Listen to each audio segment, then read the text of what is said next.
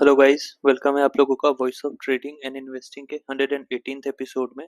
तो again video में आगे बढ़ने से पहले भाई मैं रिमाइंड कराना चाहता हूं आपको कि इस चैनल पे हम लोग एनालिसिस वीडियो डालते हैं with fundamental and technical analysis. तो ऐसा कोई भी एनालिसिस अच्छे स्टॉक्स का आपसे मिस ना हो, इसके लिए हमारे चैनल को सब्सक्राइब कर लीजिए, नोटिफिकेशन बेल ऑन कर लीजिए।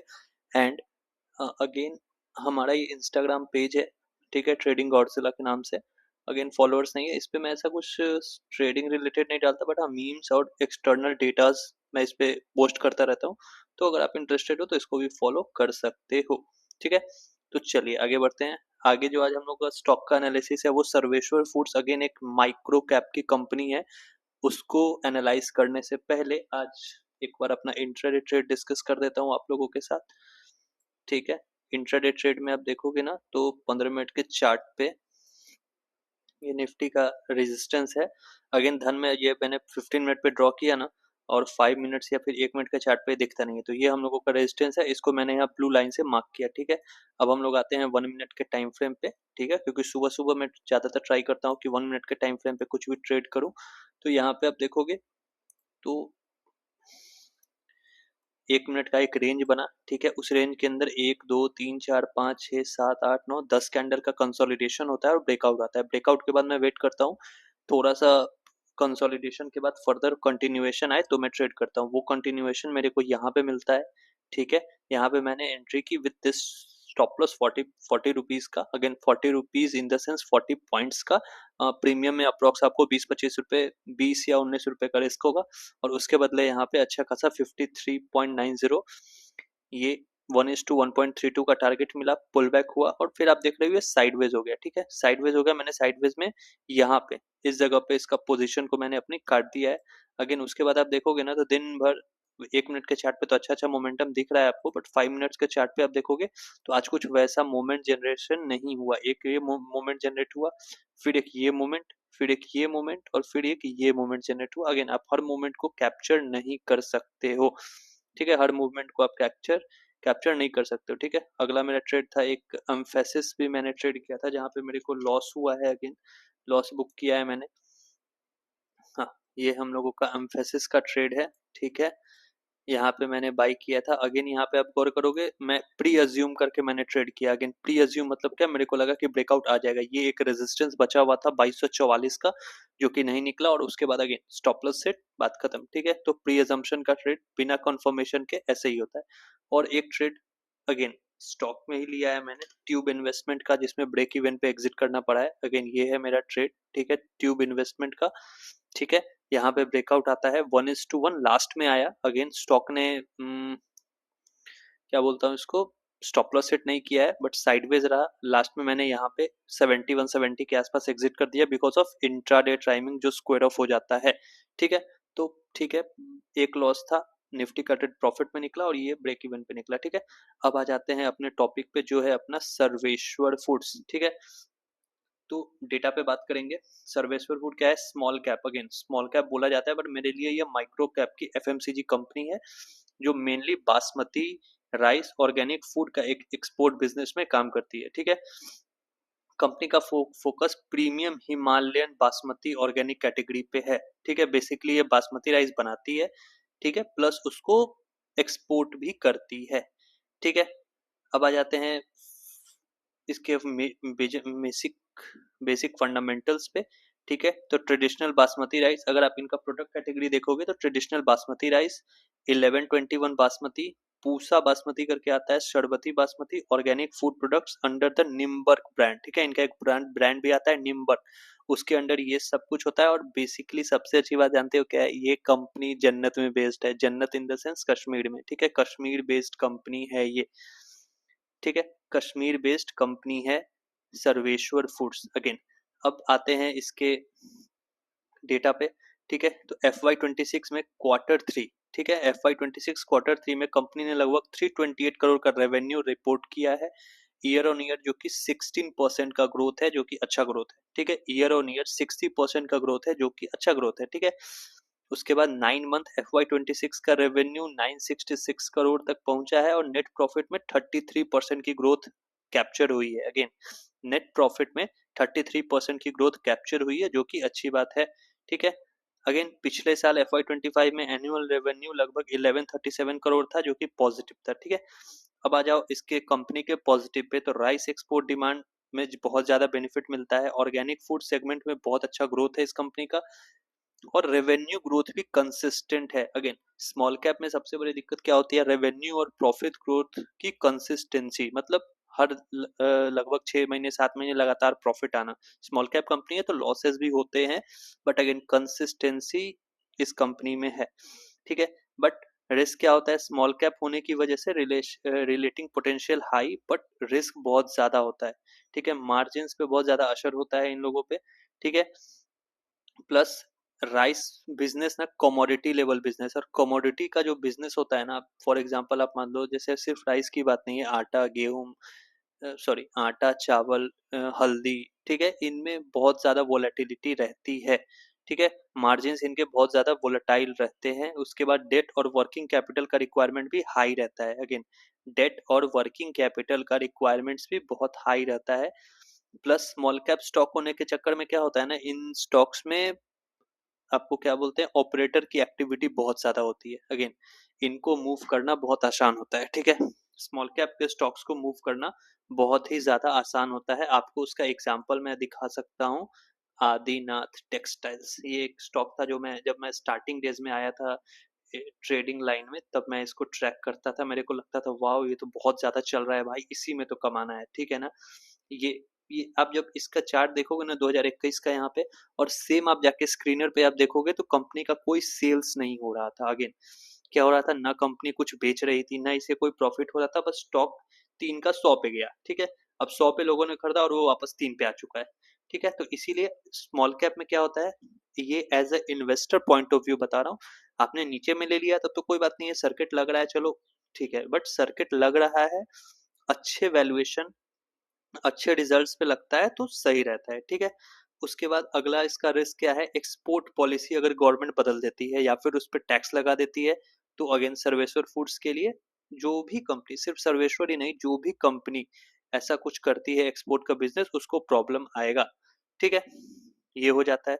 अब अगर हाई रिस्क हाई रिवॉर्ड वाले आप बंदे हो, ठीक है, अगर आप हाई रिस्क हाई रिवॉर्ड वाले बंदे हो तो ये स्टॉक डेफिनेटली आपके लिए है। ठीक है, बट अगेन एक चीज आप याद रखना, इसको कभी भी आप ब्लू चिप के एफएमसीजी सेक्टर के जैसा मत समझना। अगेन आप इसको एफएमसीजी सेक्टर कंसीडर कर सकते हो, बट अगेन एफएमसीजी में जो कंसिस्टेंट रिटर्न्स बनते हैं, कंसिस्टेंट सीएजीआर पे रिटर्न मिलता है, वो इस स्टॉक में आपको नहीं मिलेगा। वाई, क्योंकि ये स्मॉल कैप का स्टॉक है। अगेन ये क्या है, स्मॉल कैप का स्टॉक है, इसको आपको स्टैगर्ड वे में बाई करना है। मतलब क्या है, लेवल बाय लेवल बाइंग करना है। ठीक है, उसके बाद आपको क्वार्टरली रिजल्ट्स को ट्रैक करना पड़ता है। आप नहीं कर सकते हो, हमारे चैनल को सब्सक्राइब करो, हम लोग करते हैं। ठीक है, और डेट मार्जिन इंप्रूव हो रहा है कि नहीं, आपको वो भी ट्रैक करना पड़ेगा। ठीक है, अब इसके कॉम्पिटिटर्स की बात करेंगे तो कॉम्पिटिटर्स में अगेन KRBL, जानते हो आप, बहुत बड़ी कंपनी है। दावत LT फूड्स, उसको दावत बोलते हैं, वो भी है। और एक मिष्टान फूड्स है। मिष्टान फूड्स का तो खैर रिजल्ट्स उतना मेरे को अच्छे नहीं लगते हैं, उसका भी आपको एक बार मैं चार्ट दिखा देता हूँ। ठीक है, मिष्टान फूड्स लेने से अच्छा है कि मैं इसको खरीदूं। ठीक है, ये है अपना मिष्टान फूड्स का चार्ट। ठीक है, ये स्मॉल कैप है। ठीक है, स्मॉल कैप का चार्ट है, आप देखो, जिसने यहाँ पे खरीद लिया उसको तो भाई 2000% का रिटर्न है, लेकिन जिसने यहाँ पे खरीद लिया ना, उसको अब देखो 90% का लॉस है। ठीक है, तो अगेन स्मॉल कैप का यही रिस्क होता है जो आपको हमेशा कंसीडर करके चलना पड़ता है। ठीक है, अब आ जाते हैं स्टॉक पे भाई। स्टॉक का फंडामेंटल एनालिसिस करने से पहले ये देखो, ये इतने सारे स्टॉक्स को मैं ट्रैक करता हूँ इंट्राडे में, कितने को मैंने ट्रैक करके रिमूव कर दिया क्योंकि उसका चार्ट डिस्टर्ब हो गया।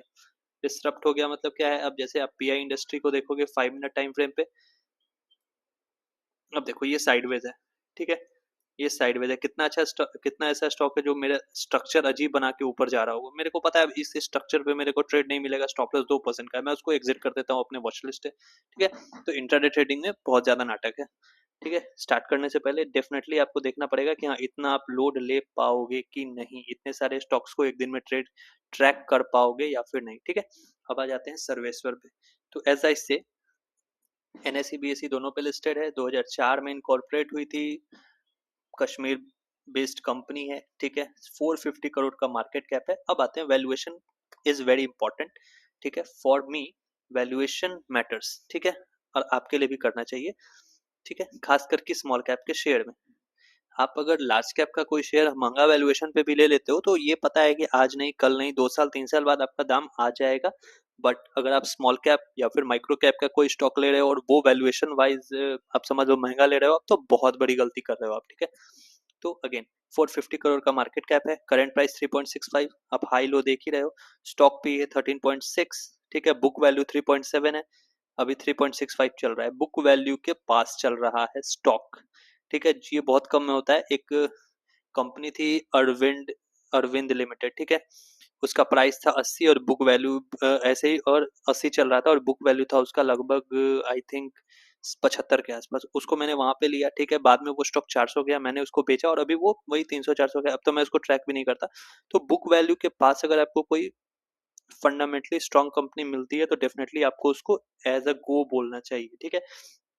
तो यहाँ पे सिर्फ इसके पॉजिटिव को मेजर नहीं करेंगे, निगेटिव भी है इसमें, वो मैं आपको दिखाऊंगा आगे, ठीक है। डिविडेंड 0 है, अगेन स्मॉल कैप कंपनी है, डिविडेंड की उम्मीद तो रखना ही नहीं है, फालतू है। ROC 13, ROE 10, ठीक है, कोई दिक्कत नहीं है। आ जाते हैं पी रेशियो पे। पी रेशियो इसका कितना है? 38। पी रेशियो क्या है जिनको भी नहीं पता, मैं अपने हर वीडियो में बताता हूँ। जब जब स्टॉक का वैल्यूएशन, ये जो स्टॉक पी है, ठीक है, जब जब स्टॉक का वैल्यूएशन 38 या उसके नीचे आता है तो मार्केट स्टॉक को सस्ता मानता है। सस्ता मानना इन द सेंस क्या, प्राइस वाइज सस्ता नहीं, वैल्यूएशन वाइज सस्ता, ठीक है। हो सकता है 3,000 का स्टॉक मार्केट के हिसाब से सस्ता हो वैल्यूएशन वाइज और 3 रुपए का स्टॉक महंगा हो सकता है, ठीक है, ये बात आपको ध्यान से समझनी है। 3,000 का स्टॉक भी सस्ता हो सकता है वैल्यूएशन वाइज और 3 रुपए का स्टॉक वैल्यूएशन वाइज महंगा होता है, ठीक है, अगर उसके रिजल्ट्स खराब आ रहे हैं, वो कंटिन्यूअसली गिर रहा है, उसकी बात होती है। तो अगेन मीडियन पी कितना है? 38.2। मतलब क्या है, जब जब स्टॉक का वैल्यूएशन 38 या उसके नीचे गया है तो मार्केट ने इसको अंडर वैल्यू माना है, सस्ता माना है। अभी कितना चल रहा है? 13.6। एक्सक्लूसिवली अंडर वैल्यू स्टॉक है। कितना? एक्सक्लूसिवली अंडर वैल्यू स्टॉक है ये, ठीक है। 38 और 13 चल रहा है। तो पहला मेरे को पॉजिटिव मिला कि हाँ, स्टॉक अगेन अंडर वैल्यू है और कंपनी के रिजल्ट्स अभी ठीक ठाक चल रहे हैं, ठीक है। अब आ जाते हैं ये इसके कॉम्पिटिटर्स है। मैंने आपको बताया ना, दावत, KRBL, ये कावेरी सीड्स, ये सब तो वैसे ही है, ठीक है। ये लोग ये बेसिकली चावल बनाने वाली कंपनी है तो इसको उसी से कंपेयर करेंगे, ठीक है। उतना ज्यादा ये दिमाग लगाने की जरूरत है नहीं, ठीक है। अब आप देखोगे ना तो ऑपरेटिंग प्रॉफिट में लास्ट इनका 20.82 20.89 आया था, उसके बाद से 16 17 16 चल रहा है, ठीक है। फिर भी आप देखोगे दिसंबर 2022-23 से ऊपर ही चल रहा है। और अगेन हर कंपनी का एक पीक टाइम आता है, ठीक है, हर कंपनी का एक पीक टाइम आता है। यहाँ पे आप देखोगे पीक टाइम क्या होता है, खोलेंगे monthly chart. As we know हम लोग मंथली चार्ट पे इन्वेस्टमेंट करते हैं, ठीक है। इस चार्ट में आप देखो ये यहाँ पे ये इसका पीक वैल्यूएशन टाइम था, ठीक है। इस समय ना कंपनी कमा रही होगी 10 रुपए ही, बट इसको वैल्यूएशन 25 रुपए 30 रुपए वाला मिला होगा। उसके बाद कंपनी के रिजल्ट डाउन आए, स्टॉक नीचे आ गया, ठीक है। जिनको समझ आती है ये सब बातें वो समझ रहे होंगे कि मैं क्या बता रहा हूँ। कंपनी कमा रही है 10 रुपए, बट वैल्यूएशन मिल गया उसको 25 रुपए वाला। अब अगला जब रिजल्ट आया तो देखा क्या, अरे भाई कंपनी तो 15 रुपए ही कमा पाई, तो फिर 25 वाला वैल्यूएशन उसको नहीं मिलेगा। और FIIs है या फिर प्रोमोटर्स है या फिर कोई भी जिन्होंने भी उसको बाय किया वो उसको प्रॉफिट बुक करते हैं और ये नीचे आ जाता है, ठीक है। अगेन 20 का 16 हुआ है, कोई बड़ी बात नहीं है ऑपरेटिंग प्रॉफिट में, इसलिए क्योंकि स्मॉल कैप कंपनी है। स्मॉल कैप में यही रिस्क है, वोलेटिलिटी रिजल्ट्स पे बहुत ज्यादा हावी होती है। ये चीज आपको दिमाग में रख के ही ट्रेड करना है। प्रॉफिट बिफोर टैक्स 12 है, जो कि अभी तक का हाईएस्ट है। आपको इस चार्ट पे जो दिख रहा है उसमें सबसे हाईएस्ट है प्रॉफिट बिफोर टैक्स, ठीक है। अब नेट प्रॉफिट 9.22 है, जो कि अगेन हाईएस्ट है।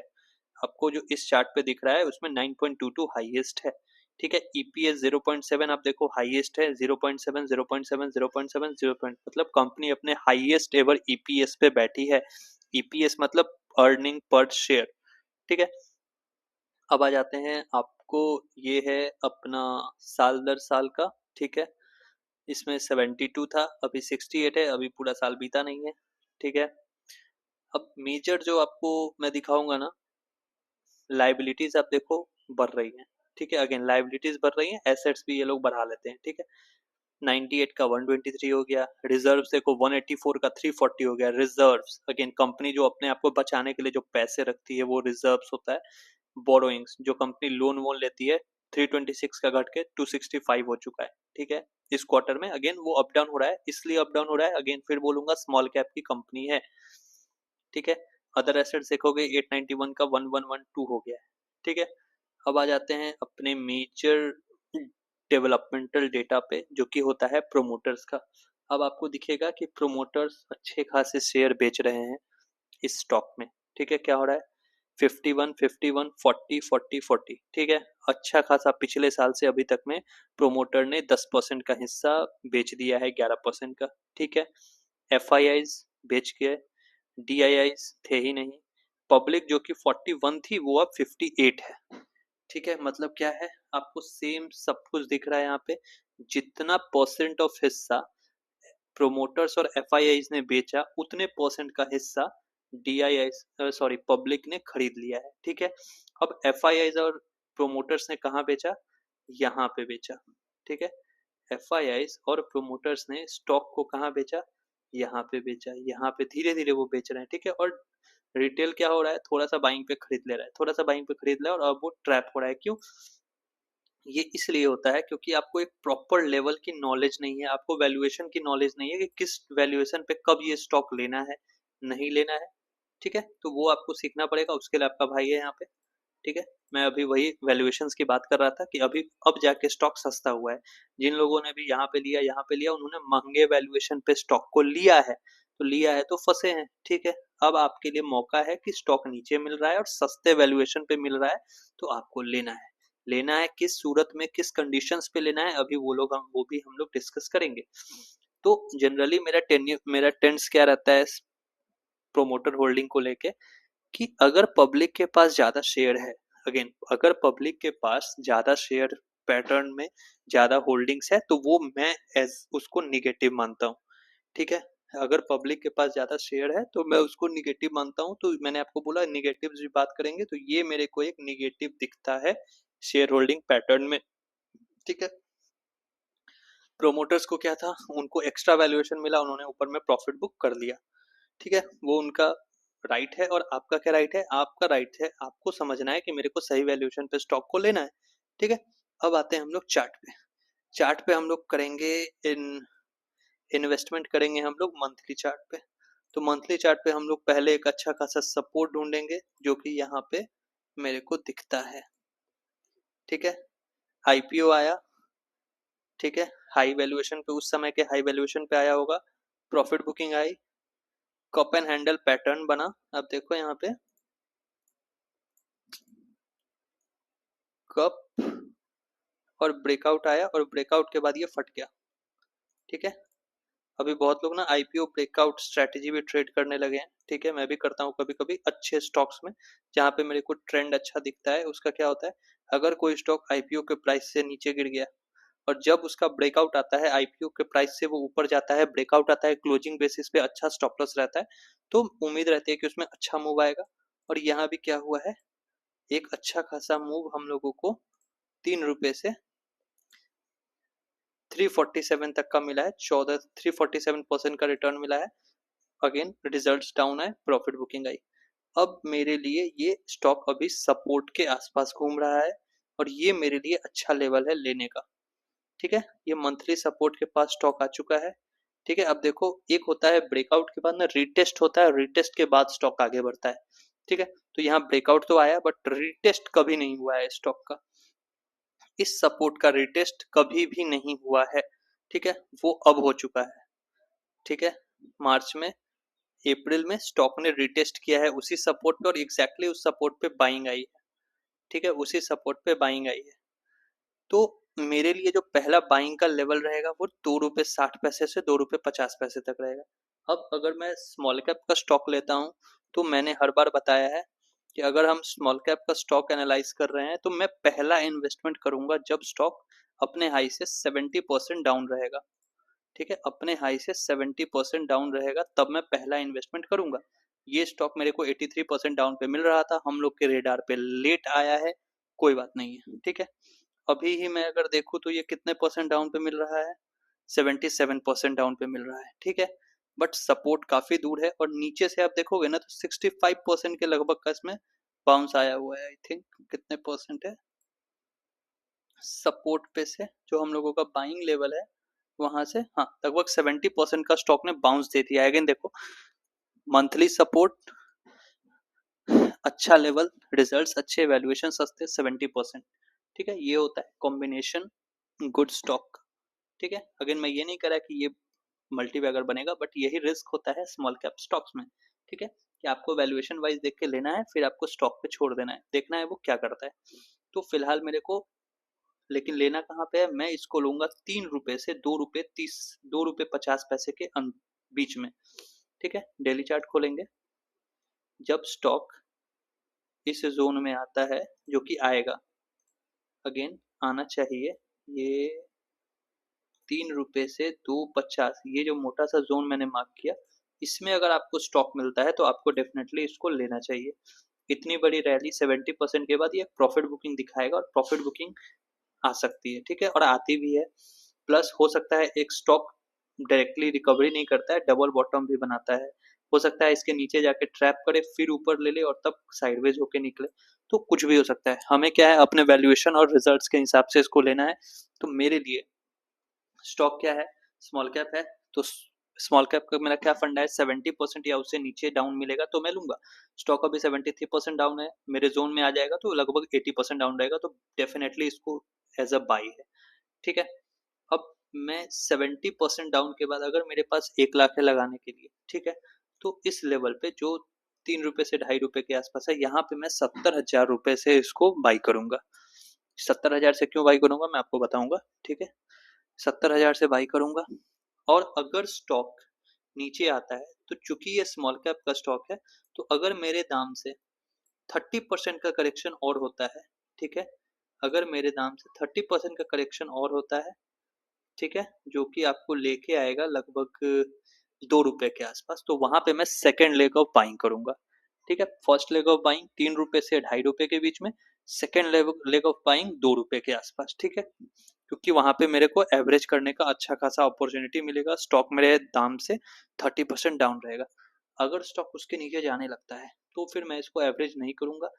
क्यों नहीं करूंगा, क्योंकि तब मेरे को समझ आ जाना चाहिए कि स्टॉक में कुछ बैड न्यूज कुछ आने वाला है, जो कि हम लोगों को एज अ रिटेलर नहीं पता चल सकता है, कभी प्राइस एक्शन पे पहले रिकॉर्ड होता है। अगेन आप याद रखना ये बात, किसी भी स्टॉक में अगर कोई बैड न्यूज आने वाला है तो वो प्रोमोटर्स को, एफआईआईज को, डीआईआईज को पहले, आप उसको इनसाइडर बोल दो या फिर सोर्सेज बोल दो, पता चल जाती है, ठीक है। इसीलिए आपने कभी कभार क्या देखा होगा कि चार्ट पहले ही गिरने लगता है, न्यूज खराब आती है, उसके बाद चार्ट रिकवरी करता है। क्यों? क्योंकि उस न्यूज को चार्ट ने ऑब्जर्व कर लिया होता है। सेम बाइंग में होता है, ठीक है। चार्ट पहले से ही चल चुका है, 30% 40%, अच्छी न्यूज आई, उसके बाद स्टॉक प्रॉफिट बुकिंग दिखाता है। क्यों? क्योंकि रिटेलर्स अच्छा न्यूज देख के उसमें कूदते हैं और फिर स्टॉक क्या होता है, पूरा बाइंग को ऑब्जॉर्व करके नीचे आ जाता है, ठीक है। तो इसलिए मैंने बोला कि यहाँ पे 3 से 2.5 के बीच में लेना है, फिर 2 रुपए के आसपास लेना है, और अगर उसके नीचे स्टॉक जाने लगता है तो इसको छोड़ देना है, ठीक है, इसको छोड़ देना है, फर्दर एवरेज नहीं करना है, ठीक है। अब 70,000 और 1 लाख का क्या चक्कर है, मैं जिस लेवल पे हूँ, मैं जितने पैसे कमा रहा हूँ, मेरे पास अभी ये कैपेसिटी है, रिस्क मैनेजमेंट मैं बोल सकता हूँ उसको, कि अगर सर्वेश्वर फूड्स मेरे को लेना है तो मैं उसमें 1 लाख डाल दूंगा, अगर वो डूब जाए तो मुझे कोई फर्क नहीं पड़ेगा, ठीक है। वैसे ही हर आदमी का, हर बंदे का रिस्क मैनेजमेंट अलग अलग हो सकता है, ठीक है। किसी का रिस्क मैनेजमेंट 20,000 का होगा, किसी का 50 का होगा, किसी का 70 का होगा, मेरा 1 लाख है, हो सकता है किसी का 5 लाख का भी हो जो मेरी ये वीडियो देख रहा होगा, कोई बात नहीं है, ठीक है। तो आप अपने रिस्क मैनेजमेंट के हिसाब से स्टॉक को बाई कीजिएगा। क्यों कीजिएगा? Because it's a small cap stock, बहुत ज़्यादा रिस्की स्टॉक है। अगेन मैंने स्टार्टिंग में ही बोला कि हाई रिस्क हाई रिवॉर्ड वाले बंदों के लिए ये स्टॉक है, जो ज़्यादा पैसा लगाना चाहते हैं। अगर आप 10,000 लगाओगे और ये समझ के रखते हो कि ठीक है भाई डूब गया तो कोई बात नहीं है, डेफिनेटली ये स्टॉक आपके लिए है। मैं ये नहीं कह रहा कि स्टॉक डूब जाएगा, बट अगेन स्टॉक मार्केट में लॉस मेकिंग एक ऐसा प्रोबेबिलिटी है जिसकी प्रोबेबिलिटी 90% रहती है, ठीक है। आप उसको कभी इनकार नहीं कर सकते कि हाँ मेरे को तो प्रॉफिट ही होगा। तो इन सब चीज़ों के बीच में एक ही चीज़ है जो आपके साथ स्टैंड आउट करेगा स्टॉक मार्केट में, वो है आपका रिस्क मैनेजमेंट, ठीक है? चाहे वो ऑप्शन ट्रेडिंग हो, इंट्राडे ट्रेडिंग हो या फिर हो इन्वेस्टमेंट, हमेशा अपना रिस्क मैनेज करके चलना है। रिलायंस आज मेरे को 500 पे मिल रहा होता, तो भी मैं रिस्क मैनेजमेंट फॉलो करता, ठीक है? सारा पैसा रिलायंस में ही नहीं डाल दूँगा, रिस्क मैनेजमेंट फॉलो करूँगा, जितना मैं रिलायंस के लिए रख सकता हूँ, उतना ही रखूँगा, ठीक है? तो सेम विद दिस मैं मान लेता हूँ कि अगर कोई बंदा ऐसा है जो मेरे को देख रहा है, जिसके पास 10,000 का रिस्क मैनेजमेंट कैपिटल है, जो कि सोच रहा है कि मैं एक स्मॉल कैप शेयर लूँ, ग्रोथ आएगी तो मेरे को रिटर्न्स बनेंगे, ठीक है? तो अगर आपका रिस्किंग कैपिटल, रिस्क एपेटाइट 10,000 का है, तो आप 7,000 के शेयर्स ₹3 से ₹2.5 के बीच में अगर आपको स्टॉक कहीं भी मिलता है, तो आप 7,000 के शेयर्स लो और बचे हुए 3,000 से आप उसको एवरेज करना, जब वो ₹2 के पास आएगा, उसके नीचे इसको एवरेज मत करना, होल्ड करके बैठो, गया तो 10,000 गया, ठीक है? और आया तो खैर, स्टॉक फिलहाल के लिए बहुत अच्छा फंडामेंटल्स पे बैठा है, अपनी मार्केट साइज, मार्केट कैप के हिसाब से फंडामेंटल्स अच्छे हैं, ठीक है? फिर से बोलूंगा, स्मॉल कैप के अकॉर्डिंग फंडामेंटल्स अच्छे हैं, बट अगेन मैं बार बार यही बात रिपीट करता हूँ अपने वीडियोस में कि risk management is the major setback, ठीक है? अगर आप रिस्क मैनेजमेंट फॉलो नहीं करोगे तो आपको बहुत बड़ा सेटबैक लग सकता है, ठीक है? अगेन उसी हिसाब से मैं फिर बता रहा हूँ, मेरा रिस्किंग कैपिटल, शीरो शांत हो जाओ, नहीं था, मेरा रिस्किंग कैपिटल 1 लाख का है कि अगर मैं सर्वेश्वर में 1 लाख डालता हूँ, ठीक है, और मेरे को वो मान लो सर्वेश्वर लॉस मेकिंग कंपनी हो जाती है, तो मैं उस हिसाब से प्रिपेयर्ड हूँ, ठीक है? रिलायंस में मैंने 10 लाख का इन्वेस्टमेंट क्यों किया? क्योंकि वो लार्ज कैप कंपनी है, ठीक है? रिलायंस में मैंने 10 लाख का इन्वेस्टमेंट किया है, वही लगभग 1200 के आसपास, 1175 का लो था, मैंने 1200 के राउंड लेवल पे खरीद लिया उसको, वहां से वो 1600 गया और फिर अभी 1300 पे चल रहा है, ठीक है? तो मैंने लॉन्ग 5 साल 6 साल के विजन के साथ किया है, तो अप डाउन उतना मैं ट्रैक नहीं करता उसका, मैंने इन्वेस्टमेंट के लिए ले रखा था, ठीक है? तो वहां पे मेरा रिस्क मैनेजमेंट 10 लाख का क्यों है? क्योंकि वो लार्ज कैप है, इंडिया का one of the biggest company है। बट अगर सर्वेश्वर की बात है तो मेरे पास इसके हिसाब से मेरे पास 1 लाख रुपए ही है, उस 1 लाख में से मैं ₹3 से ₹2.5 के आसपास में मैं लगाऊंगा आपको 70,000 रुपए, अगर ₹2 पे आता है तो लगाऊंगा 30,000 रुपए और फिर मैं इसको वेट करूंगा, ट्रैक करूंगा कंपनी को, ठीक है? तो ये रिस्क मैनेजमेंट आपको भी फॉलो करना चाहिए। अगर आप 10,000 रखते हो तो 7,000, 3,000, 20,000 रखते हो अगेन तो 14,000 और 6,000 का आप स्प्लिट बना लो और एवरेज करो, ठीक है? 2 बार एवरेज करना है, उसके नीचे का इसका कोई लेवल नहीं बनता है, और अगर उसके बाद को कोई लेवल बनेगा भी तो वो सीधा ये लेवल बनता है, ठीक है? जो है 21 पैसे का, ठीक है? तो ₹2 के बाद सीधा 21 पैसे का स्टॉक है। अगेन जो कुछ बंदे मेरे वीडियोस देख के बोल रहे होंगे भाई ये क्या ही एनालिसिस कर रहा है, तो अगेन एनालिसिस में मैंने टेक्निकल एनालिसिस बताया आपको, ठीक है? टेक्निकली ये सपोर्ट पे है, अच्छा बाइंग जोन है, रिटेस्ट हो रहा है, फंडामेंटली कंपनी अच्छी है, ठीक है? फंडामेंटली कंपनी अच्छी है, बट मैं ये क्यों बात कर रहा हूँ कि कंपनी डूब सकती है, मैं 1 लाख ही लगा सकता हूँ, आप 10,000 लगाना, क्यों? Risk appetite, risk management small cap company में, ठीक है? जब आप स्मॉल कैप कंपनी लोगे तो द ओनली थिंग जो आपको बचाएगी वो है आपका रिस्क मैनेजमेंट, ठीक है? अब आप फॉर एग्जांपल देख लो सुजलॉन, ठीक है? ये है हम लोगों का सुजलॉन, ठीक है? जब ये 500 पे था तब भी ये स्मॉल कैप था, ठीक है? रिजल्ट्स खराब आए, ये नीचे गिर गया, आ गया लगभग आपको 40 पैसे पे। अब जिसने यहाँ पे अपने औकात से बाहर जाके 10 लाख 12 लाख का इन्वेस्टमेंट किया होगा, आप देख लो उसका क्या हो सकता है। ऐसे ही लोग करते हैं आत्महत्या, ठीक है? फिर से बोलूंगा, हो सकता है बुरा लग जाए किसी को, बट क्या है, ऐसे ही लोग करते हैं आत्महत्या। बट अगेन वहां पे मैंने इसको एनालाइज किया, मैं अगर एनालाइज करता हूँ, मैं देखता भाई इसकी वैल्यूएशन तो बहुत महंगी है, स्टॉक तो उतना कमा नहीं रहा जितना स्टॉक ऊपर जा रहा है, तो मेरे लिए स्टॉक नहीं है। स्टॉक क्या है? स्टॉक कमा रहा है ₹10, इसको वैल्यूएशन मिल रहे थे ₹100 वाले, फिर स्टॉक कमाई 10 से 5 हो गया, फिर भी वैल्यूएशन वही 10 वाला मिल रहा था, और आखिर में स्टॉक कोलैप्स कर गया, ठीक है? और ये नीचे आ गया यहाँ पे, ठीक है? अभी यहाँ पे क्या है, स्टॉक कमा रहा है ₹1, वैल्यूएशन मिली हुई है इसको 50 पैसे वाली, तो अगेन बाउंस आ गया।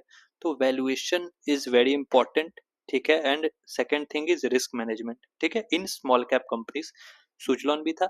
अब जो 500 पे लेके 4 पैसे 40 पैसे देख रहा है, वो इसको बोलेगा कि नर्क का जिंदगी मेरे को दिखाया, और जो ₹2 पे लेके ₹80 पे बेचा है वो कहेगा मेरे को स्वर्ग का ज़िंदगी दिखाया है। तो एक ही स्टॉक आपको 2 स्टोरी बताता है, ठीक है?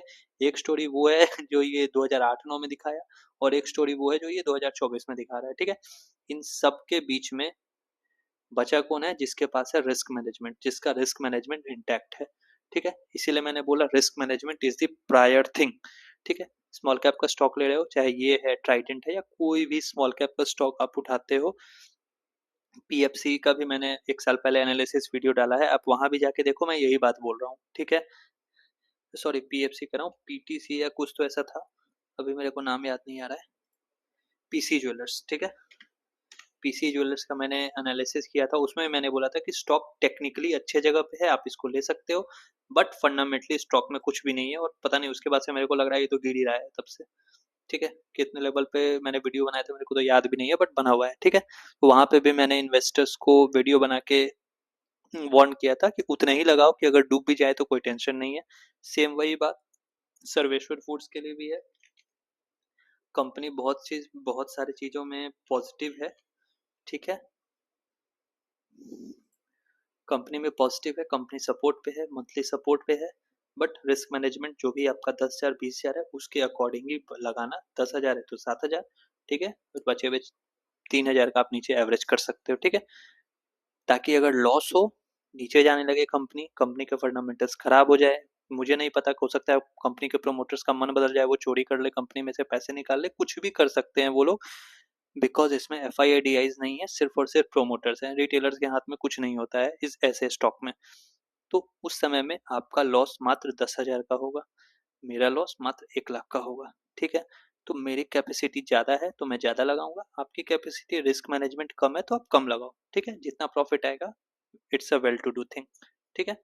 चलिए, तो ये हम लोगों का सर्वेश्वर फूड्स है, मैंने आपको लेवल्स बताए, क्यों इस जगह पे लेना है वो बता दिया, क्या पॉजिटिव है वो बता दिया, क्या निगेटिव्स है उस पे मैंने ज़्यादा डिस्कशन किया है, अगेन पॉजिटिव से ज़्यादा मैंने निगेटिव्स पे डिस्कशन किया है। क्यों?